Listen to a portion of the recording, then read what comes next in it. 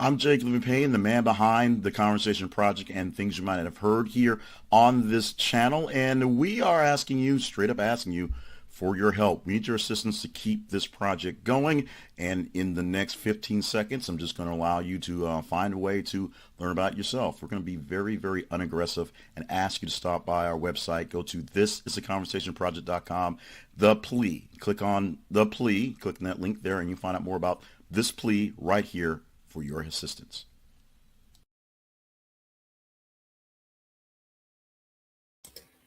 And that's what happens when you test your audio on air. I'm Jay Cleveland Payne, that guy from right there. This is things you might have heard from Monday, April the 4th, 24th, 2022. And we're going to bring for you today nine stories from the past weekend, stretching from Friday all the way to early this morning that you might not have picked up on in the mainstream media, or maybe you did, but we'll give you a little bit more context going forward and maybe get you curious about some other things along the way. This little thing, as we call the news size piece of the morning, afternoon, or evening, whenever you check it out, is not meant to be your main news gobble source. We are a tertiary source. We are a third, fourth party. We supplement with things that you might not have picked up from your newspaper or whatever you read as a newspaper these days. But we are pretty good water cooler fodder. And when we are, messing around with things, you see those as well. As the video had there, right there, check out our website, the project, this is conversationproject.com/the plea for how you can help us keep things going. We're going to keep on doing advertisements and things like that. We have some specific asks that are popping up on the website to keep this thing going moving forward. Today is Monday, April 24th, 2022. Flustered so far, so we're getting on track right now. Lots of stories to get to for the 4 days that we just covered. So let's get into that and explain why it's 4 days. Oh, happy insert day for people on our larger channels. On Monday mornings, we extend our channels. So that's why we're having so many different stories. We're going to give you 9 stories as opposed to normal 5 or 6 that you get from on regular days. And we'll tell you how to get this 5 days a week. If you're watching this on my Facebook page or my J. Cleveland Payne YouTube page to get this thing out. So if you like it, we'll tell you how to get more of it in just a bit. Let's get the Monday morning ruckus going with the first story of the day, which is this one. And you may not be a big NBA fan, and right now the NBA is not the NBA of my youth, I'll tell you that much. But we got an old school player who known for playing hardball back in the day, busting on a young guy today who can't play the ball at all. Reggie Miller flames Ben Simmons for sitting out game 4. This dude has zero competitive fire. This dude, being Ben Simmons, has been the source of a lot of complaints and a lot of just craziness over his career. He came into, he's from Australia, a great player, played at LSU for his 1 season so he can go to the pros, and then essentially went nuts. He went nuts actually at the end of his season at LSU, where I don't think he quite finished that out to a grand finale. And then over his time, when he was drafted by the 76ers, essentially flamed out, didn't want to play, complained a lot, had some issues with mental health, stopped playing for a while, demanded a trade, and is doing the same things now. In fact, basically sitting out as the 4th game of the series in the first round of the basketball tournament that is the NBA Finals, or the playoffs, I should say, not quite finals, because he seems to be one of those guys with lots of talent, but a true head case. You see these things with athletes, and you say normal guys like me get that quick bit of jealousy. It was like, this guy has all this talent, all this thing going on, and he just can't figure out what's going on. There are cases where, this can be a serious issue where it's people who just have been pushed and pushed and pushed because of physical prowess and a lot of times family pressure to do this big thing, make this big money, take care of the family, that they really can't compete.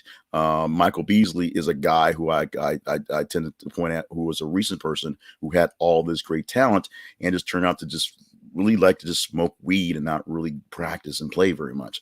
He turned into that type of guy. If you think I'm besmirching him, then we can have that conversation later. Ben Simmons seems to be not that guy, though. He seems to be a guy who says he wants to play basketball, but then he laces up his sneakers and gets a ball in his hands, and then he freaks out. Hopefully his mental stress issues, his anxiety issues, can find a handle so he can find a good place in life. Basketball may be a bit too stressful for a guy, even for a guy with this much talent. And Reggie Miller may be one of the first people to call it out live like this when crunch time is happening. When he's supposed to be at his A game, there's somebody down the bench who wants that spot. He can move out the way move on. Not the best eloquent way to put this, but this right here was essentially the #2 story for the entire blast weekend. It was there by large numbers. People reacted to this one very bigly, and it might be because many people still hate Reggie Miller. Madeleine McCann, Portuguese authorities declare formal suspect. BBC.com on this one. This is one we have to go back to. This is another one of those "Hey, do you remember?" stories. And Madeleine McCann, the British toddler who was found missing on a trip to Portugal, excuse me. They now have an actual suspect, actual person of interest in this. Authorities declare a formal suspect for this. Now, they had a person that they suspected. A person was actually locked up in Germany on this case as someone who was suspected of doing something for this to this young lady. But he was actually in jail for something else at the time. Go to the headline, go to the rundown for the story and go deeper into the story for this one. This is one that's going to take you back to way back. They're looking now at Christian Bruckgeiner, 45. They've not formally charged him, but he is revealed as the name as the main suspect for the person. This is going back to, 2007, when this happened in Portuguese, when the real Madeleine disappeared during a family holiday. As these things tend to do, a lot of frustration, a lot of press around what happened to it. Of course, the family gets looked at as well. But what do you get? At this point in time, we have almost 15 years later, we've got some sort of resolution coming, maybe. Let's move on to the next batch of stories. And batch because we got a couple things grouped into there to get together to make them kind of go well together. This is going to be for maybe not the book club for Jake Tapper. They may not survive in CNN Plus, but apparently the book club for the Conversation Projects is strong. Although my editing's missed because I missed the ampersand there in that one. This one, the book one, first one, book one. Book reveals Prince Harry and Meghan Markle's addiction to drama. Page6.com bringing us this one. And writer Gretchen Felker-Martin under fire for killing J.K. Rowling in novel, ironically, in a fire. New York Post with that one. First one, page 6. This is one a lot of people actually want to get into. There's a new book coming up about the royals. I'm going to get the title for that you in just a bit. It is... lost that page. But there's a new book about the royals that's going into the royal family and digging a lot into the details that is the Meghan Markle Harry drama, which is drama. In fact, it goes into deep details about the dream wedding that was beautiful on the surface, with all the people coming around the world to cover it, with the American princess Meghan Markle marrying Prince Harry, but all the drama that went behind that one. It is a tea drinkers gold mine in that one. So you can check that out. That new book coming out for more drama on the royals and how that just continues to go on and on and on. And how the couple themselves, as you may not be all that surprised, tend to bring a lot and be around a lot and sort of run around a lot of drama.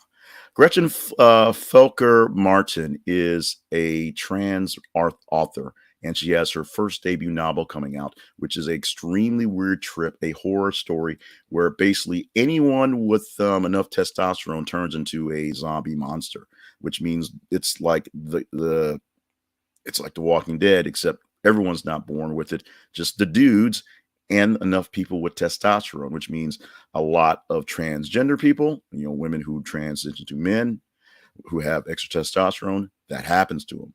Therefore, they are two transgender. The characters are two transgender characters who have not been zombified, who are trying to survive this world. And there's also a weird sort of cultish world of people who follow J.K. Rowling, and they encounter her and her monsters and ended up killing them in a fire. As you should suspect, there's a whole lot behind this stuff. Basically, this is a outward, pun intended, protest on J.K. Rowling and her stance on transgenders and LGBTQs and stuff like that. Basically, the words that she was saying, then trying a way to actually sort of attack her in the public field by putting her in a book and killing her in a not so distant future that is dystopian and, of course, made of zombie dudes and zombie transgender women. I'm not sure this is going to make the real book club list. I don't think it's going to be one that myself and Christina K will be reading nightly and discussing anytime soon. However, it's coming out there. Nobody's stopping it. So if you're into that kind of stuff, maybe you hate J.K. Rowling or you just love zombie dudes and well, yeah. So you can check that out on your own, on your privates, also pun intended, if that's something you're looking for. Next story comes up to be this. Next two stories, another grouping here. This deals with the House of the Representatives here in the United States. Two major players. First one, Republican Kevin McCarthy under fire after audio shows he discussed urging Trump to resign. The second one, Marjorie Taylor Greene, if I put some respect on her name, of course, testifies at hearing over whether she should be disqualified from running for reelection. And that's coming from Reuters.com and CNN.com, respectively. Now, Kevin McCarthy early last week, late last week, actually, early in this batch, because we're going from Friday to Monday, had some hot mic tapes released, a conference with his Republican cohorts, discussing some stuff basically right after January 6th. Quick hydration break. And in this, a big chunk of what was leaked out, was a conversation after a question that was asked by Representative Liz Cheney about the actions of Donald Trump. And in that recording, the words coming out of McCarthy's mouth was essentially he was going to talk to him and ask him to resign. Obviously, he went and talked to him and asked him to double up on stuff because he didn't ask him to resign. This has been a big deal because, one, people thought that Cheney's people leaked it. She said she didn't. Two, this is real talk, a real discussion with real Republicans, real people in the party just kind of doing their thing, talking about their party stuff and coming to some sort of agreement before they all went nuts and went triple down on Trump and the January 6th and all that stuff. Basically, while they're in unison saying this was wrong, this was bad, we've got to do something about this, then deciding to do something about this was make it worse. That's what this is all about. This is a story that didn't quite last a weekend, and it had a little play for the Sunday shows, and this will have more repercussions going forward as we go deeper into the actual 2022 election cycle stuff. Speaking of which, Margie, my girl MTG, Marjorie Taylor Greene, had a testimony, had a trial, had a little hearing on a Friday, and we got to sit and watch her sort of bat around back and forth and be belligerent and not remember a whole lot of stuff dealing with her January 6th work, as they're trying to pull some really, really weird swerve to use some essentially laws to keep Confederate people from running in re-elections after the Civil War because, oh, by the way, we lost Confederacy, so we're back. And that was not the case. Basically calling her a part of the insurrection and saying because she was fighting against the government, she should not hold this government job and run for re-election for the government job she has. I personally believe this is kind of the weirder route to try to limit a person, although chances are since I personally don't feel she's qualified to be in Congress and I didn't vote for her, I'm not from Georgia, enough people thought she was or weren't just plain out blind and did that. So since chances are she'll win the election again and keeping on, the best way to basically stop this is, pull her out of rings. Hey, let's do that with Donald Trump. He's kind of doing bad stuff. Let's ask him to resign. No, that's not what the Republicans do. So she got a chance to be on stage, be belligerent, put on a show, get some sound bites, and of course, play some clips from Independence Day where they accused her of stealing the lines from the movie. That did happen. That was actually in the range as well. A second story put on that one. It just sort of crossed each other. She was asked to defend herself, pulling a line that she put out there in her clips, which she said were highly doctorate because they jumped 3 times. Because she's a technology expert and a video expert, so we edited her out the bad words, even though that's what she said, what she put on her website, things like that. And she uses the speech from Bill Pullman and Independence Day to basically bring the people together. She did not say that she was actively asking Trump for martial law. She did not say that all the people on January 6th were patriots. Most of the people as Americans are kind of patriots by birth. there you go. We'll see how this comes out. I don't. This thing's still going to go on because this was a late Friday thing. There was no verdict. There will be more chatter on this on today. We'll see whether she's found fit to run. Chances are she will be. We'll see whether people will say she's fit to stay. Chances are they will be. So we're probably stuck with MTG, Marjorie Taylor Greene, for another term of 2. PETA activists superglues themselves to Starbucks store to protest vegan milk surcharge. Ladbible.com gave us this one. And this is not, well, I guess this kind of is your normal sort of PETA thing.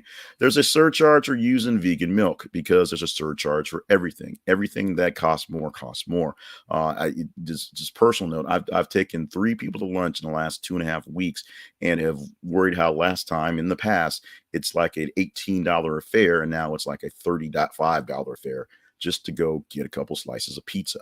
It is a thing where inflation and everything going on right now and supply chain stuff, everything costs more, including vegan milk substitutes at your Starbucks. So a bunch of PETA activists decided they wanted to show their rights at the protest, and in protest, superglue themselves to the bar. Yes, that's what they did. Of course, they were unglued. And they were also taken into to talk to authorities on the rightfulness of the protest. Now, you have the right to protest things. You have the right to complain about things. You have the right to complain about things costing too much money. You probably don't have the general right to superglue yourself to your general store. If you think your mechanic charged you too much for your tires, you probably shouldn't superglue yourself to the garage door. That's just a thought I got there. If you may want to comment on that one, you may want to complain on that one, you may want to fight me on that one as well. We can do that a bit later. And the final story Scott going on. These are 2 stories that deal with the Yankees. By not having much sports on lately, I'm doubling up by having extra sports on today. So Christina McCann will not be happy with that. 2 Yankee story. Number 1, Yankees fans hurl trash at Guardians players. FoxNews.com gave us that one. Let me break them down separately first. The Guardians, number 1, because first look at the headlines like, who the hell are the Guardians? The Cleveland Indians are now the Cleveland Guardians. You may have forgotten that because many people did. I forgot that until that headline popped up. So what had happened was the Guardians were at Yankee Stadium over the past week, and the Yankee fans were being Yankee fans and throwing trash on the field at the Guardians players on the outfield. This is requiring extra security from now on going forward for keeping the fans from being so rowdy in Yankee Stadium.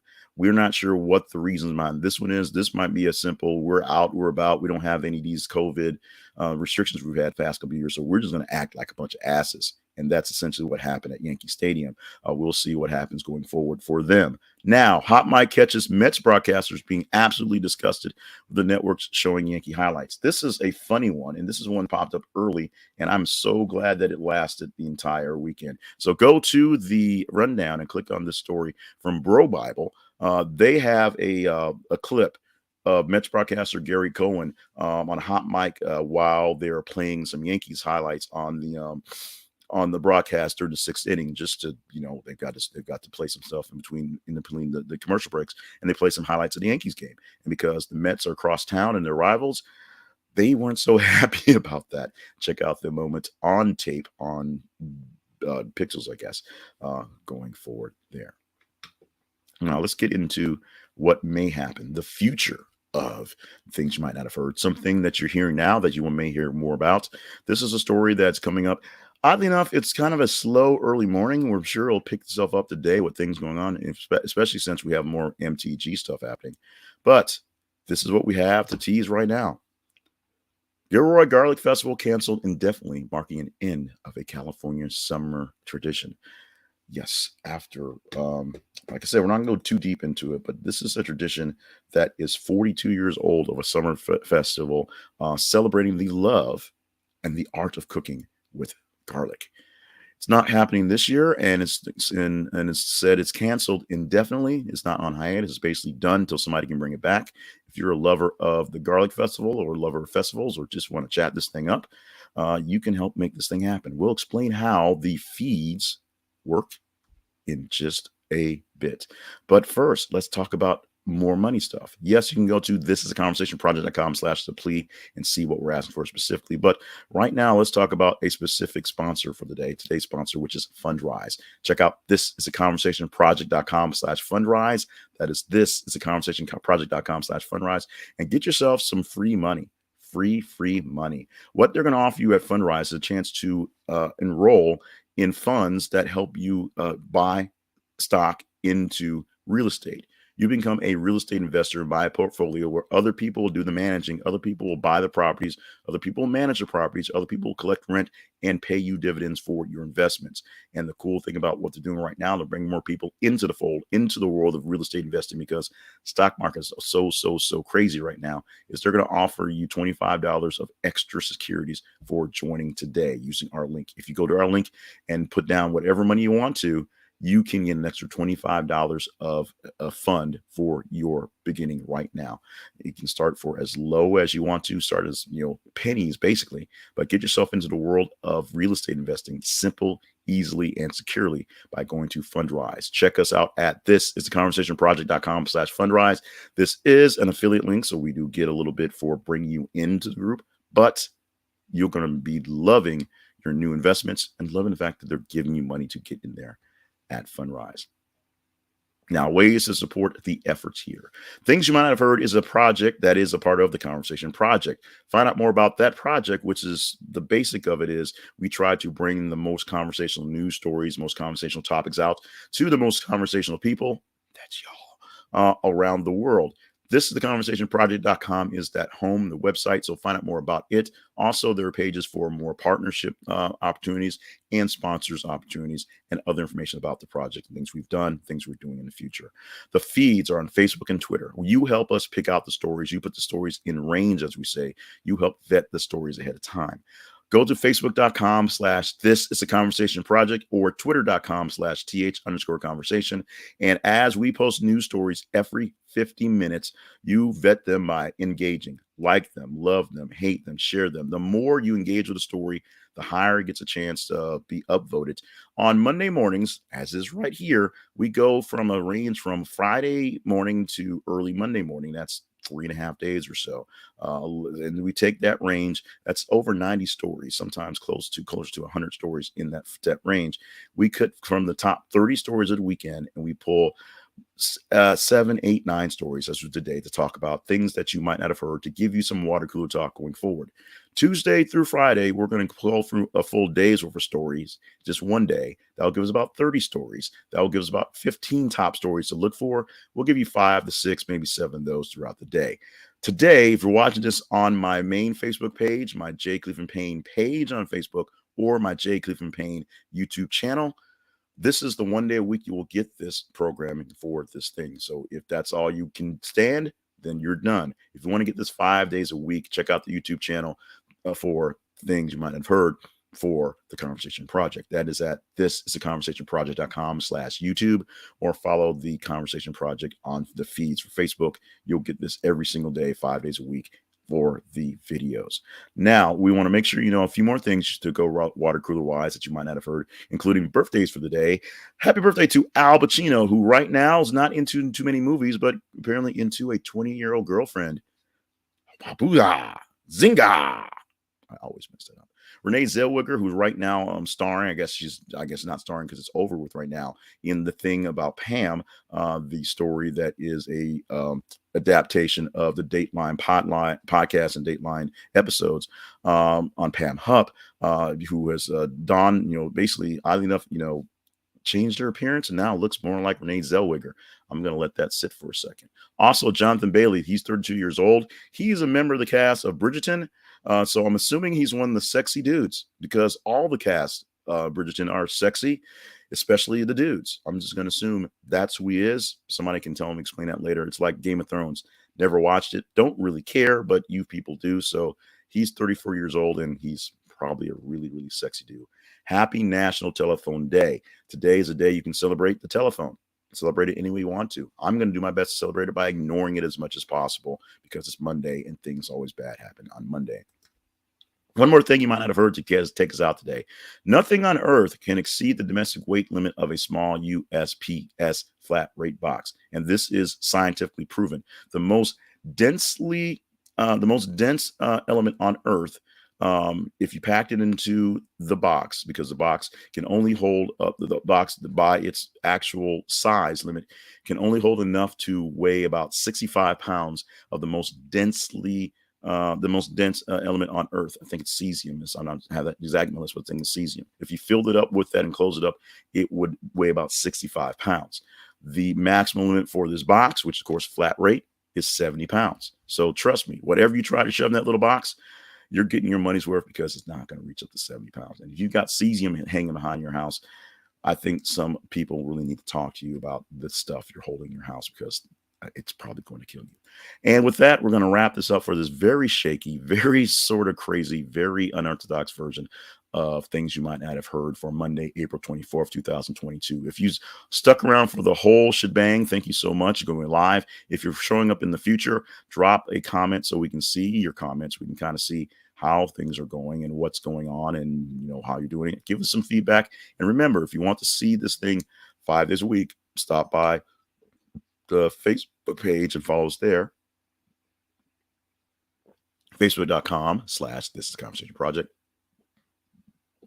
Or on YouTube, find our link at our website. This is the Conversation Project.com/YouTube. The hiccups are here. I'm looking at the time. Time to prep for the morning is here.